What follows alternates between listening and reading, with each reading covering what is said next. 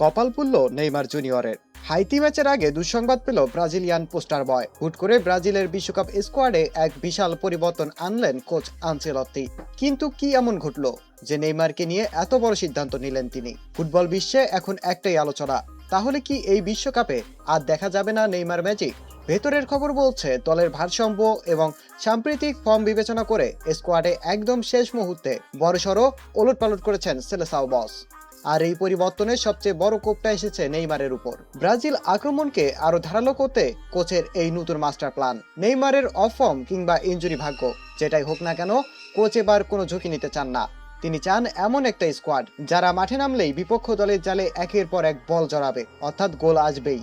Neymar ছাড়া ব্রাজিলের এই নতুন স্কোয়াড কি পারবে মিশন হেক্সা সফল করতে? কোচের এই আকস্মিক সিদ্ধান্ত কি ঠিক নাকি ভুল? আপনার মতামত কমেন্ট করে জানান এখনই। ফুটবল দুনিয়ার সব ব্রেকিং আপডেট সবার আগে পেতে লাইক, শেয়ার এবং সাবস্ক্রাইব করে রাখুন আমাদের চ্যানেলটিকে। ধন্যবাদ।